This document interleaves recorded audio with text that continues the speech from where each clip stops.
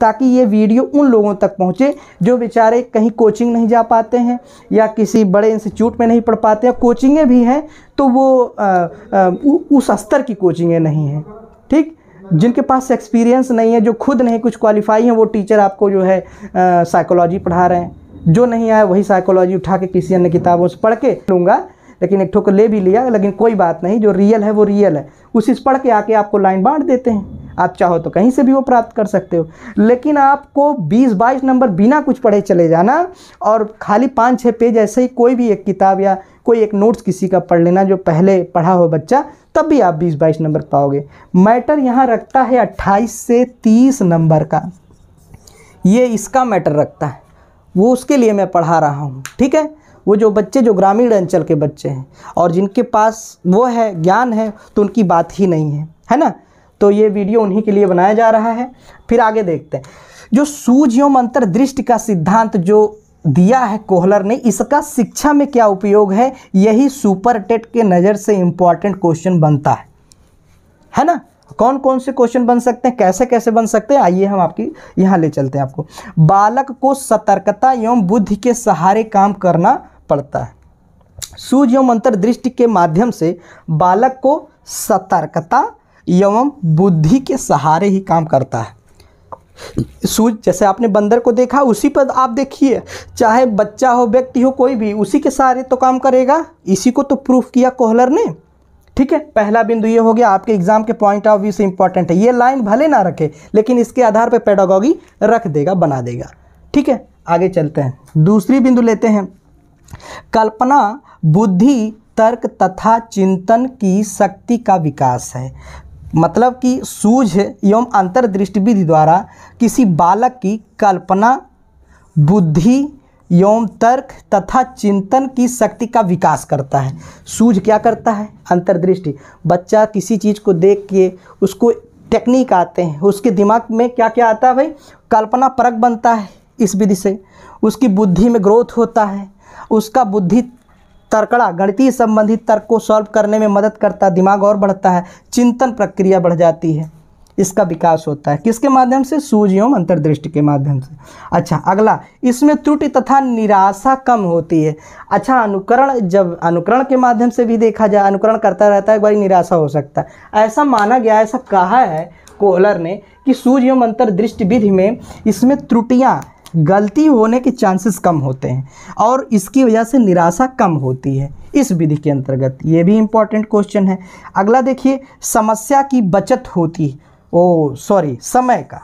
समय की बचत होती है। यहाँ तो मान लो समस्या का निदान तो ही है, लेकिन हम बात करें समय की बचत होती है। इसमें समय की ये बात मैं थोड़ा सा क्रिटिसाइज़ करूँगा। अनुकरण विधि द्वारा समय का बचत जरूर हो सकता है, लेकिन इसको सीखने में इसकी दृढ़ता निश्चित होती है, ये दृढ़ होता है, ठीक है। ये विधि लिखा गया है, ठीक है, लेकिन कहो समय का बचत होता है, यह जब सीख जाएगा, इसके बाद की बात है, इस वजह से यहाँ लिखा गया।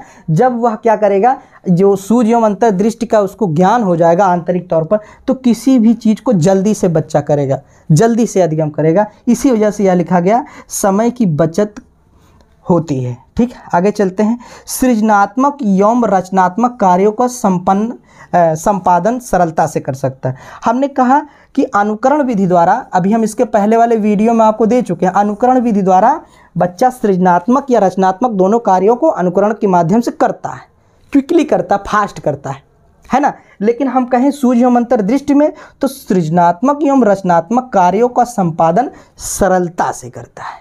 यह जब उसका आंतरिक भाई बौद्धिक आधार पर वह मजबूत है, तो सृजनात्मक बच्चा ऑलरेडी है, रचनात्मक बच्चा ऑलरेडी है। जब हम आपको सृजनात्मकता पढ़ाएंगे तो बताएंगे कि उसमें मौलिकता होती है, नमनीयता होता है, धारा प्रवाहिता होती है, फ्लेक्सिबिलिटी होती है, सृजनात्मक बच्चों का निशानी होती है। सृजनात्मक बच्चे लोग क्या करते हैं, नवीन चीज़ों का निर्माण करता होता है। जैसे वैज्ञानिक APJ अब्दुल कलाम सृजनात्मक है कि नहीं।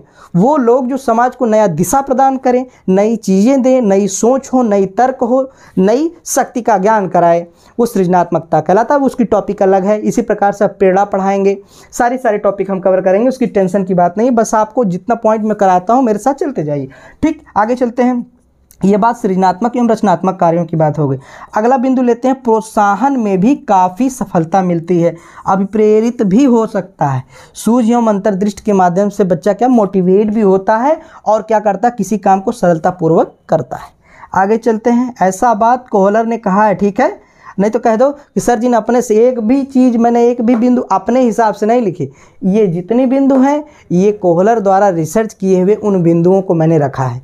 एक भी क्वेश्चन ऐसा नहीं लग रहा होगा आपको पढ़ने के बाद कि ये एग्ज़ाम के पॉइंट ऑफ व्यू से नहीं इंपॉर्टेंट होगा। एग्ज़ाम में कोई भी क्वेश्चन यहाँ से उठा के रख सकता है, ठीक, इस वजह से मैं आपको वो करा रहा हूँ।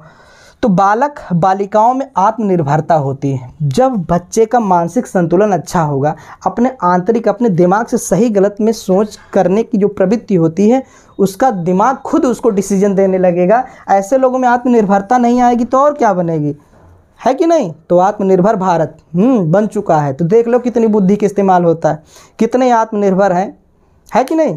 तो वही समझ लो। आगे चलते हैं। फिर देखिए, स्वयं किसी निष्कर्ष पर पहुंचने में प्रयास, स्वयं किसी निष्कर्ष पर पहुंचने में प्रयास करने लगता है, किसके माध्यम से, सूझ एवं अंतर्दृष्टि विधि के माध्यम से।